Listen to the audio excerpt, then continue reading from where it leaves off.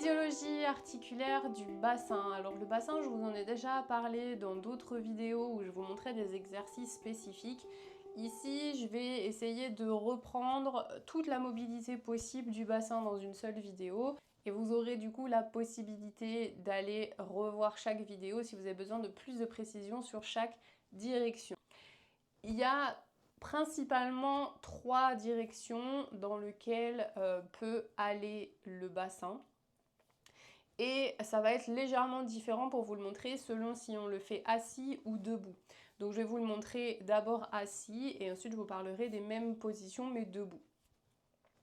Donc assis, pour pouvoir bien vous le montrer, je vais utiliser un accessoire qui va augmenter la mobilité de mon bassin. D'accord? C'est hyper important parce qu'en plus le bassin c'est vraiment une zone que beaucoup de personnes ne conscientisent pas dans leur schéma moteur. Donc du coup souvent ça manque beaucoup. Donc cet outil c'est ça, c'est un petit coussin de chaise qui est mou et qui va nous permettre, quand on le met sous nos fesses, d'augmenter notre mobilité du bassin.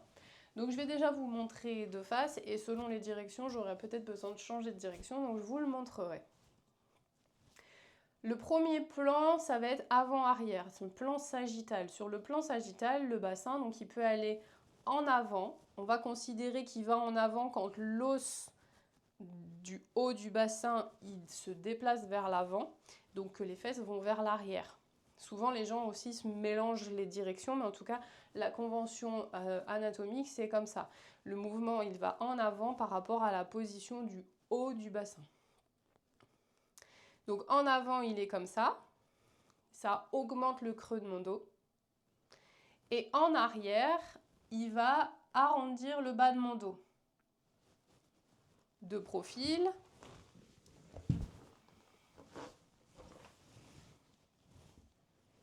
En avant. Au milieu. En arrière. En avant. Au milieu. En arrière. Donc vous voyez, le coussin, en fait, il me permet de sentir où est-ce que je mets mon poids de corps sur mes fesses. Si je vais en avant, mon poids, il appuie beaucoup plus à l'avant du coussin. Si je suis au milieu, je suis bien centrée sur le coussin. Et quand je suis en arrière, je suis appuyée que sur l'arrière du coussin. Donc ça sert aussi à ça. Donc ça, c'était la première direction, c'était le plan sagittal, l'avant et l'arrière. Le deuxième plan, c'est le plan frontal sur les côtés. Donc, sur les côtés, c'est mon bassin qui va venir s'incliner à gauche. Donc, si j'appuie tout mon poids de corps sur ma fesse gauche, et comme si ma fesse droite se soulevait. Donc ça, c'est une mobilité du bassin. Je reviens au milieu, je trouve mon équilibre, et je me mets sur le côté droit. Je dois avoir la même amplitude des deux côtés. Si j'ai pas la même amplitude des deux côtés, ça veut dire que j'ai potentiellement des raideurs ou des blocages dans mes sacro-iliaques ou dans le bas de mon dos. Et donc ça, souvent, c'est quand même très fréquent en pathologie. Donc c'est quand même une mobilité où moi je conseille beaucoup ce coussin, honnêtement, pour travailler sa mobilité du bassin, pour débloquer justement ces petites tensions qu'on a tendance à garder accumulées. Parce que c'est vraiment un outil qui coûte pas très cher et qui permet de faire une bonne alternative aux gros ballons quand on veut travailler sur un bureau longtemps et quand on a besoin de rester en posture assise très longtemps dans sa journée. En tout cas, c'est hyper bien parce que ça permet de garder de la mobilité. Donc, si je n'ai pas la même mobilité à droite et à gauche, je dois insister sur le côté qui ne peut pas y aller. Bien sûr, je modère en fonction des douleurs que je ressens. Et n'hésitez pas à appuyer sur les points un petit peu douloureux. En tout cas, moi, c'est comme ça que je fais pour soigner les gens. Bien sûr, il y a certains points où il va mieux falloir ne pas appuyer dessus, mais faites comme vous le sentez. Et surtout, suivez les conseils de vos thérapeutes. Troisième plan, vous avez le plan horizontal. Donc, c'est le plan des rotations. Donc, si je regarde mon bassin à l'horizontale, ça va être comment il va avancer sur le côté droit ou reculer sur le côté droit et vice versa. Parce que forcément, s'il avance sur le côté droit, il recule sur le côté gauche et l'inverse. Donc ici, assis, ça va pas être ce qu'on arrive le mieux à faire. On va pouvoir le faire parce qu'on va pousser un genou en avant.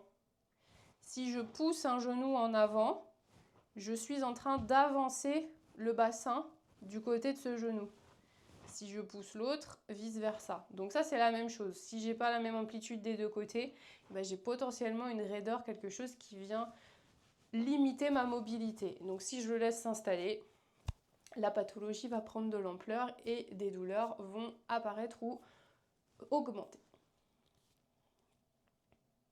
Il y a un troisième plan qui n'est pas réellement une mobilité du bassin et qui va se voir beaucoup plus debout. Donc je vais faire la transition avec debout maintenant pour vous expliquer ce plan des projections du bassin.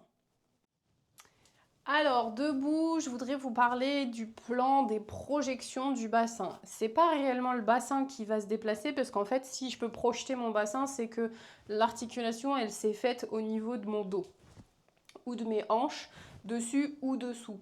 Mais je vais vous le présenter quand même dans la mobilité du bassin parce que quand on va parler de posture, eh bien, ça va être super important de gérer la position dans l'espace entre l'avant et l'arrière surtout, mais il y a aussi sur la droite et la gauche, de mon bassin. Donc si on parle de l'avant et de l'arrière déjà, quand je me pose debout, spontanément, mon bassin il va se mettre dans une certaine position. Nous, quand on regarde la posture, on regarde toujours l'alignement entre l'oreille, l'épaule, le trochanter de la hanche et la malléole externe de la cheville. Donc si je n'ai pas l'alignement de tous ces points, c'est que je ne suis pas orientée de manière verticale. Souvent, on a un bassin qui se met ici.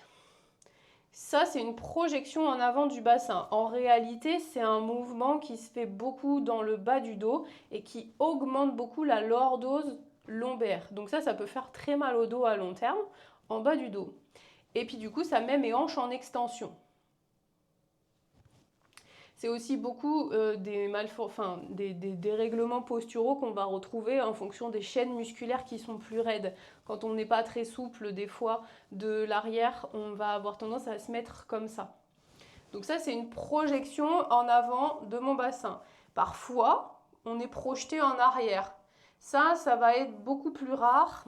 Et la projection en arrière, c'est beaucoup plus fréquent quand on commence à avoir mal en bas du dos et qu'on a commencé à s'enraidir et à avoir son corps qui commence à pencher un peu en avant, ou alors qu'on a une raideur dans la hanche et on ne s'est pas rendu compte qu'en fait elle était plus capable de se mettre à plat en extension. Si elle a un tout petit flexum, et ben en fait quand on est debout, elle va mettre légèrement les fesses en arrière. Et du coup on va compenser nous en ramenant les épaules et on va croire qu'on est bon. Alors qu'en fait nos fesses elles sont trop en arrière, elles devraient revenir un petit peu. Voilà, ça c'était les projections du bassin, de plan avant-arrière. Si on se met maintenant sur le plan frontal, donc droite-gauche, on peut projeter et décaler son bassin à gauche ou à droite. Ça, en fait, c'est une mobilité principalement des hanches et pareil avec une adaptation au niveau du dos. C'est de l'adduction de cette hanche-là. Si vous avez regardé la vidéo sur la hanche, vous allez comprendre encore mieux ce que c'est. Donc en fonction de la position dans l'espace de mon bassin, j'ai pas du tout les mêmes amplitudes et les mêmes contraintes musculaires en fait sur le reste de mon corps. Il y a une vraie interdépendance entre les cuisses, les hanches, le bassin, le ventre et les lombaires. Donc projection droite-gauche et on peut avoir aussi des projections rotatoires qui soient en fait uniquement des rotations de nos hanches et un petit peu du dos. C'est pas le plus fréquent, mais ça arrive et puis c'est beaucoup plus discret en fait et généralement c'est repéré par vos thérapeutes principalement. Vous, soi-même, même nous en ayant la connaissance sur nous-mêmes, on n'arrive pas trop à le sentir. Mais quand on commence à avoir bien fait du travail proprioceptif, on peut retrouver soi-même ces petites désaxations qui sont souvent des tensions de chaîne musculaire ou des habitudes posturales qu'on a prises parce qu'on croise toujours les jambes dans le même sens, parce qu'on a l'habitude d'être toujours appuyé sur le même pied quand on est debout, etc.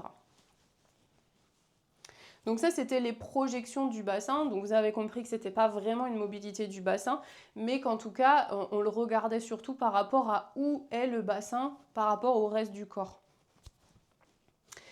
Dans la mobilité précise du bassin, quand je vous la remontre debout, donc on a toujours ce premier plan avant-arrière. D'ailleurs, j'ai oublié de vous dire que ça s'appelait l'antéversion quand on va en avant. Donc mon bassin qui bascule en avant, je suis en antéversion. Donc debout, j'ai pas beaucoup d'antéversion parce qu'en fait, debout, si vous regardez bien, on a tendance à déjà être en antéversion. Si je relâche un petit peu, je vais revenir là. Et je vais aller en rétroversion. Rétroversion, je vais rentrer mes fesses, serrer mon ventre, et je vais avoir tendance à avoir les genoux qui se replient un petit peu. Ça, c'est normal. Si vous retenez vos genoux bien tendus, votre rétroversion, elle est beaucoup plus difficile et il y en a beaucoup moins. C'est pour ça que posturalement parlant, on commence déjà par relâcher les genoux pour pouvoir libérer la mobilité du bassin. Donc ça, c'était avant-arrière, l'avant, l'antéversion parce que l'avant de l'os avance, rétroversion parce que le haut recule. Le deuxième plan, c'est le plan frontal, droite-gauche. Donc les inclinaisons debout, ça va se voir, c'est pareil, ça va être quelque chose que j'ai déjà expliqué dans la mobilité de la hanche et qui va être important pour l'abduction-adduction. Ça, c'est une inclinaison de mon bassin parce que j'ai relevé mon os iliaque d'un côté par rapport à l'autre. Et donc j'ai incliné aussi le bas de mon dos. Ça aussi, c'est l'autre côté, d'accord? Donc c'est comme si je montais un pied, faire ça, soulever mon pied du sol sans écarter ma jambe, c'est dans mon bassin. Si maintenant, moi, ce que je veux, c'est écarter mon pied, si je commence par le soulever et qu'ensuite je l'écarte, ben, j'ai fait les deux. J'ai fait inclinaison du bassin, abduction de la hanche. Si je veux faire que de l'abduction de la hanche, je fais glisser mon pied sans chercher à le soulever. Dès que j'essaye de le soulever, je me suis inclinée. Et le dernier plan, c'est les rotations. Les rotations debout, c'est pas très important. C'est je vais tourner mon bassin, il va s'avancer ici, mais globalement ça c'est possible parce que j'ai de la mobilité à la fois dans mon dos et dans mes hanches vu que je suis en charge sur mes hanches. Ensuite, vous connaissez, quand on a fait toutes les directions une par une, on voit qu'on peut les mélanger et ça s'appelle la circonduction. La circonduction debout pour le bassin, on va avoir besoin vraiment que les genoux soient hyper relâchés et si on met nos mains sur l'os du bassin, l'os iliaque, on va pouvoir aller en avant, sur le côté, en arrière et sur l'autre côté et en avant. Là j'ai dit en avant alors que j'étais en rétroversion. Pourquoi? Parce qu'en fait, pour imaginer mon mouvement, je vais faire comme si je tenais dans mes parties génitales un crayon et qu'avec le crayon, je voulais dessiner comme un ovale au niveau du sol. C'est un ovale ou c'est un cercle, mais c'est l'idée. Dans un sens ou dans l'autre sens, ça fonctionne aussi.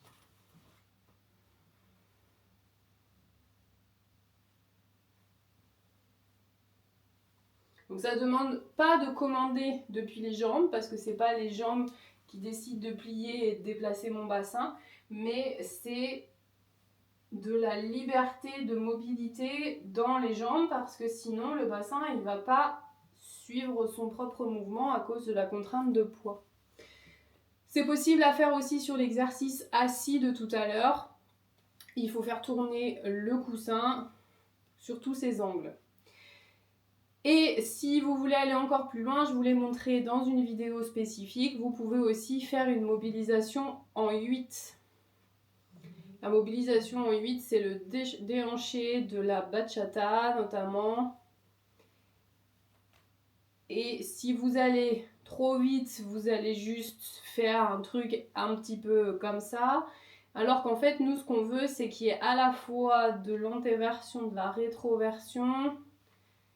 Alors en bachata, ils vont pas aussi loin, hein, mais si vous voulez vraiment libérer votre mobilité du bassin, vous pouvez vous entraîner à faire cet exercice. À bientôt! Connais son corps pour mieux le comprendre.